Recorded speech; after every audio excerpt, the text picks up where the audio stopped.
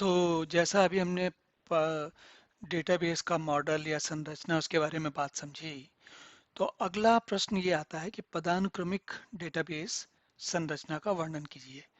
अब पदानुक्रमिक का मतलब क्या है? पद के बाद जिसका पद बड़ा वो आगे और जिसका पद छोटा वो पीछे। तो ये बहुत दुनिया में कई स्थितियां ऐसी होती हैं जीवन में जो कि पद के अनुरूप होती हैं, मतलब जिनको जिन परिस्थितियों को आप पद के हिसाब से अ, उनको विभाजित कर सकते हो। लेकिन ये ये स्थिति अ, उसको ठीक से समझना और लगाना पड़ता है। और अगर पद के हिसाब से विभाजन कर लिया तो सीमाएं जो हैं बड़ी आसानी से निर्धारित किया सकती हैं कि जिसका पद जैसा है वो उतना काम करेगा, उसके बाहर का काम नहीं करेगा। ये एक इसके पीछे मूलभूत सोच होती है। तो अब क्या होता है कि इसमें जैसे देखिए पदानुक्रमिक डेटाबेस संरचना में ये वंशानुक्रमिक भी कहा जाता है। अब कैसे? जैसे पितामह हुए, फिर पिता हुए, फिर पुत्र हुए, फिर पौत्र हुए, है ना? तो पितामह जो होगा, जो भी होंगे जिस भी घर में होंगे, उनकी अपनी एक मर्यादा होगी, वो अपना काम करेंगे वगैरह करेंगे। इसी तरीके से पिता होगा, उसके अलग कार्य होंगे और वो अपने तरीके से करेगा। पुत्र जो होंगे वो अलग तरीके से करेगा, और जो पौत्र होंगे वो अलग तरीके से, उनका समय अलग होगा, उनका कार्य अलग होगा वगैरह वगैरह। तो लेकिन तो हम क्या करते हैं, जो पदानुक्रमिक मॉडल होता है उसमें कोई भी जो भी डाटा हमको मिलता है उसको अलग अलग वर्गों में बांट देते हैं। और उन वर्गों को ऐसे बनाया जाता है कि वो जैसे एक के पीछे, मतलब एक कोई बड़ा और छोटा, यानी कि एक स्वामी और एक सेवक।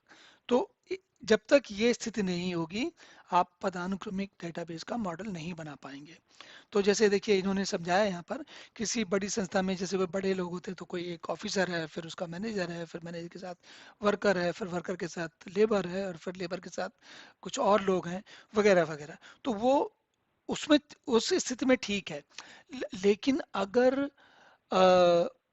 पदानु पद पद अलग अलग विभाजित नहीं है तो ये कठिन हो जाता है बहुत काम।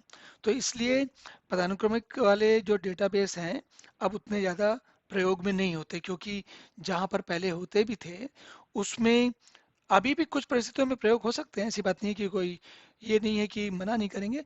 लेकिन अब ये समय से बाहर निकल गए, क्योंकि इस हर दुनिया की हर परिस्थिति को पदानुक्रमिक ढांचे में ढालना आसान काम नहीं होता। इसलिए, और जब कुछ जहाँ जो चीजें उसमें फिट बैठती हैं वो तो आप फटाफट कर लोगे, जो उनमें नहीं फिट बैठती उसमें बार बार आप उसको ये सोचते रहोगे कि अब इस खाके में इसको कैसे फिट करें। तो फिट करने के चक्कर में बहुत सारे फालतू के काम करने पड़ेंगे। तो इसलिए आजकल के ज़माने में ये हायरार्किकल जो डेटाबेस हैं इनका प्रयोग काफ़ी कम हो गया है। या फिर हो सकता है तकनीकें कुछ और बदल जाएं और दोबारा वापस आ जाए, लेकिन फिलहाल ये आजकल अभी तक अधिकांशतः जो है हायरार्किकल ना चल के रिलेशनल डेटाबेस सबसे ज़्यादा चल रहे हैं। और अब नए प्रकार के डेटाबेस हम लोगों ने खोज लिए हैं जिनमें कि और भी अच्छे काम होते हैं।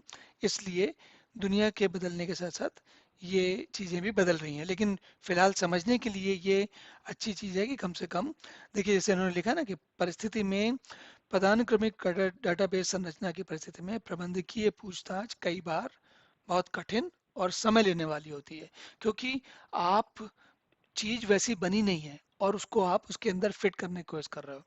जैसे होता है ना कि लिफाफा छोटा है और उसमें ज्यादा सामान डालने की कोशिश कर रहे हो, या फिर लिफाफा चौकोर है, लिफाफा गोल नहीं, गोल तो नहीं होगा, लिफाफा मान लिए लंबा है और उसमें कोई चौकोर चीज आप फिट करने की कोशिश कर रहे हो जो कि बड़ी आकार में है, तो कभी फिट होगी नहीं। तो इस तरीके की समस्याएं आ जाती हैं।